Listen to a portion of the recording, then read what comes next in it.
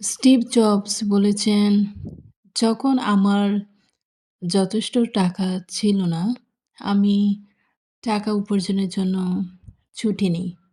বরং আমি শান্ত হয়ে ভাবতে বসেছিলাম, আমরা প্রায় সবাই একই ভুল করি। টাকা নেই তো মরিয়া হয়ে যেকোনো কাজ ধরি, যেকোনো জায়গায় ছুটি। কিন্তু ব্যস্ততা আর কাজ এক জিনিস নয়। সারাদিন দৌড়ালে যে সঠিক দিক যাচ্ছে তার কোনো গ্যারান্টি নেই।" স্টিভ জবস যা বুঝেছিলেন তা হলো স্মার্ট কাজ হার্ড কাজের চেয়ে বেশি জরুরি। একটু থেমে চিন্তা করলে বোঝা যায় কোথায় সময় দেওয়া উচিত, কোন স্কিল শিখলে দাম বাড়বে, কোন পথে এগোলে দীর্ঘমেয়াদে লাভ হবে। অন্ধের মতো দৌড়ালে যে একবার থামো, পরিকল্পনা করো, নিজের স্ট্রেংথ চেনো, একটা পরিষ্কার ভিশন তৈরি করো। কারণ ভুল পথে দ্রুত দৌড়ানোর চেয়ে সঠিক পথে ধীরে ধীরে আস্তে আস্তে চলা অনেক ভালো।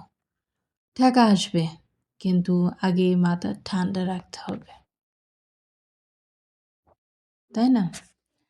তো আমরা যখন আমাদের কাছে যথেষ্ট পরিমাণে টাকা থাকে না, আমরা অস্থির হয়ে যাই, আমাদের মাথায় নানা রকম চিন্তা ভাবনা আসে।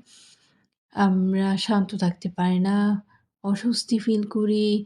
আমরা সবসময় ভাবি যে সামনে যে কাজটাই আসবে আমরা সেটাই করব। কিন্তু আমাদের তখন ভাবা উচিত, আমাদের বোঝা উচিত, আমাদের ডেভেলপ করা উচিত। আমরা কি করতে পারি, আমাদের কি করা উচিত, একটু চিন্তা করা উচিত, একটু ভাবা উচিত। কোনো কাজে নিজেকে নিযুক্ত করার আগে একটু চিন্তা করা উচিত। কারণ স্মার্ট কাজ আর হার্ড ওয়ার্কিং কাজ এই দুটার মাঝে ডিফারেন্সটা আমাদেরকে বুঝতে হবে।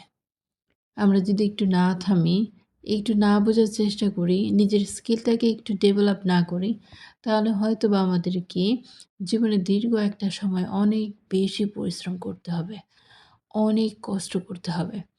সেজন্য আমাদের একটু ভাবা উচিত, নিজেকে সময় দেওয়া উচিত।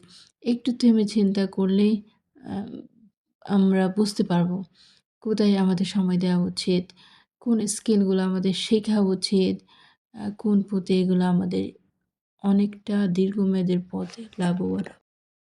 আমরা অন্ধের মতো দৌড়াবো না, আমরা থামবো, চিন্তা করব, পরিকল্পনা করব।